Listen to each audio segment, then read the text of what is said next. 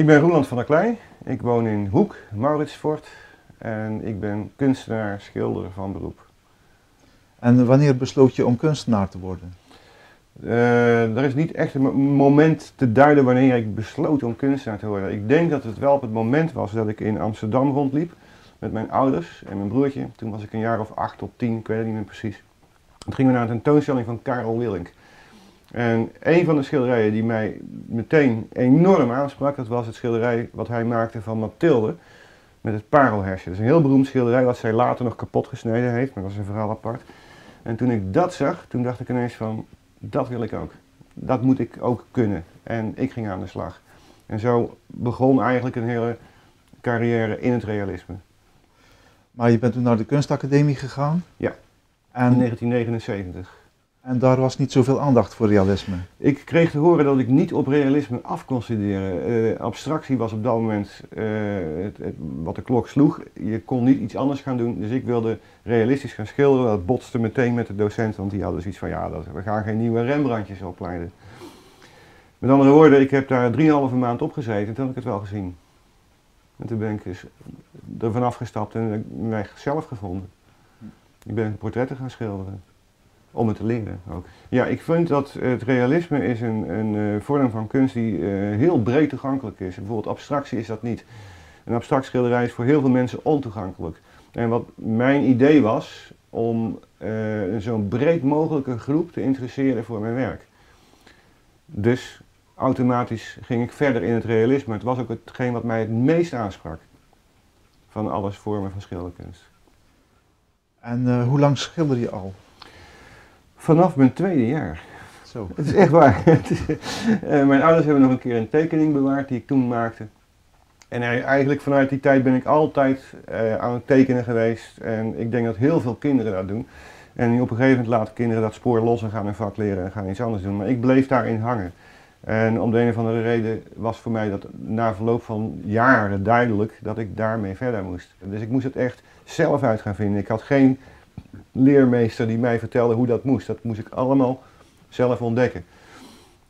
En zo heb ik het eigenlijk een beetje mezelf eigen gemaakt. En nou ja, ik verdiende dus met die portretjes aardig geld. En daarnaast begon ik ook met een vrije werk te maken. En dat begon ik pas in 1990 te exposeren. En toen begon dat te lopen. En hoe ben je in Zeeuws-Vlaanderen terechtgekomen? Toen ik heel klein was, toen ging ik bij een oom en tante logeren in Axel. En als ik hier was, dan had ik altijd het gevoel dat ik thuis was.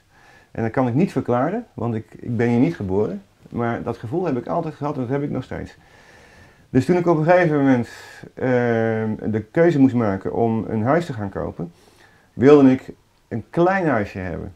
Wat mijn voorgaande vriendinnen niet wilden. En toen ik dus van mijn laatste relatie af was, toen had ik ineens zoiets van, ik heb geen rem meer, ik kan hier gewoon doen wat ik wil. Dus ik heb gewoon een klein huisje gekocht met een grote tuin en een groot atelier. In Zeeuws-Vlaanderen, heel bewust. Ik wilde hier zitten.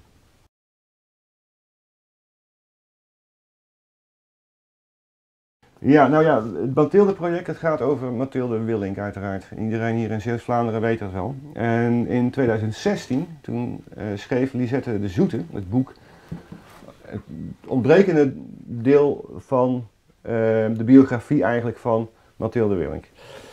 Willink moeten we daar niet al te veel noemen, want daar ligt nogal een claim op, maar Mathilde de Doel, daar heb ik het dan over. En zij kwam van hier, vanuit Terneuzen. En terwijl Lisette aan het schrijven was, toen bedacht ik me ineens van verrek, ze is op 7 juli 1938 is ze geboren, dus 7 juli 2018 zou ze 80 geworden zijn. En ik ging met een aantal collega's praten, met een aantal galeriehouders uit de omgeving en aan kunsten gerelateerde organisaties. En ik zei, joh, hoe vind je het nou om Mathilde's verjaardag te gaan vieren hier in Terneuzen? Niet in Amsterdam, maar hier. Ja, dat vond iedereen een gouden idee. Zo van, dat gaan we doen.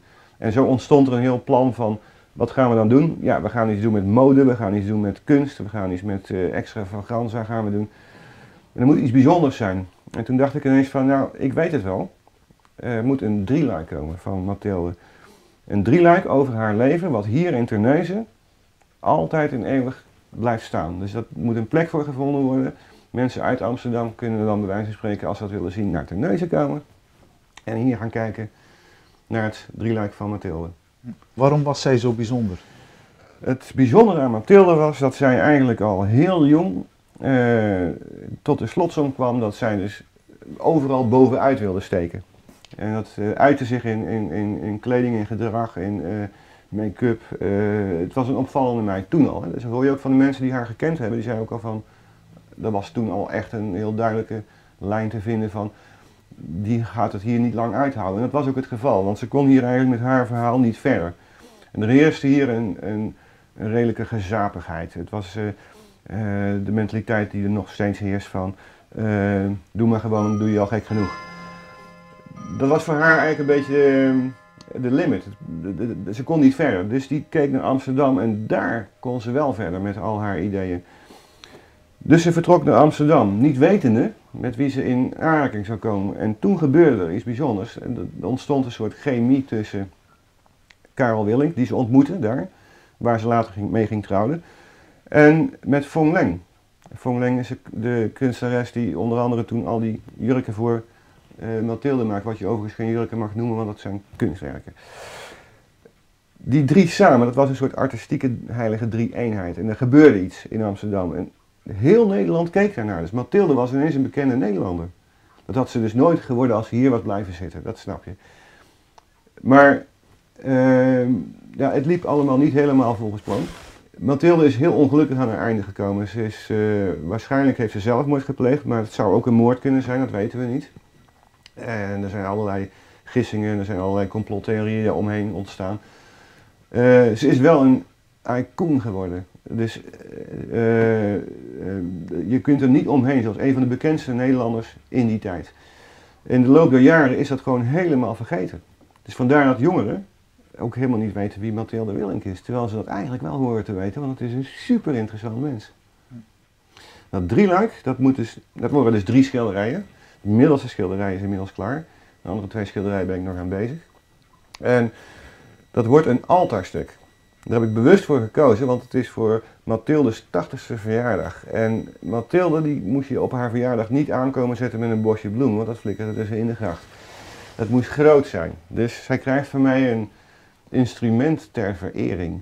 En een altaarstuk, hè, zoals je dat vroeger in de kerk zag, dat was een monument waar verering naar uitstraalde. Dus daar kon je een kaarsje bij opsteken en een wens doen of een verzoek of weet ik wat.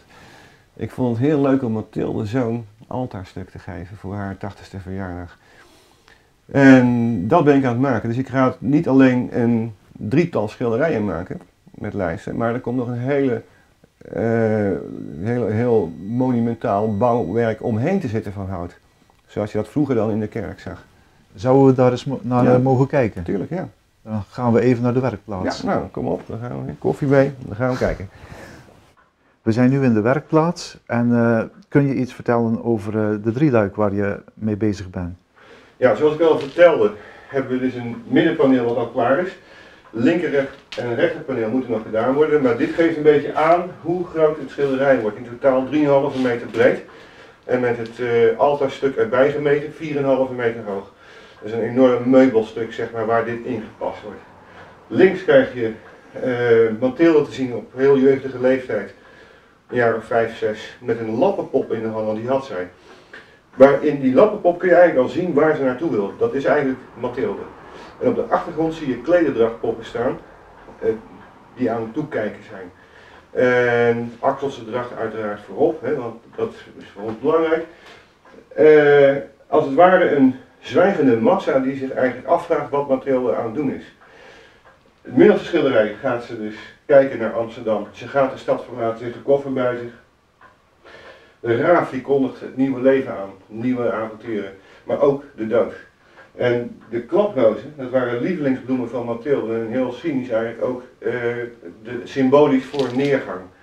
Dat loopt straks door in dit schilderij, dit is de sterfscène. Dan krijg je het hemelbed van Mathilde te zien waarin ze gestorven is. Ze is met een pistoolschot om het leven gekomen, of het zelfmoord is of moord, dat weten we nog steeds niet.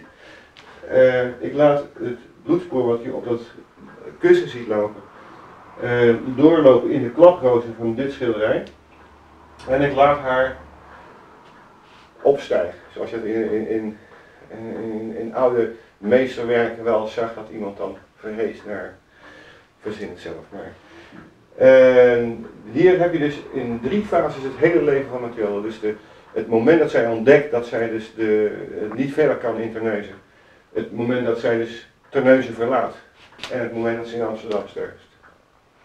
En jullie gaan ook de Mathilda-dag in de verf zetten. Ja, we gaan beginnen dit jaar met de 80ste verjaardag van Mathilde in Terneuzen op 7 juli 2018.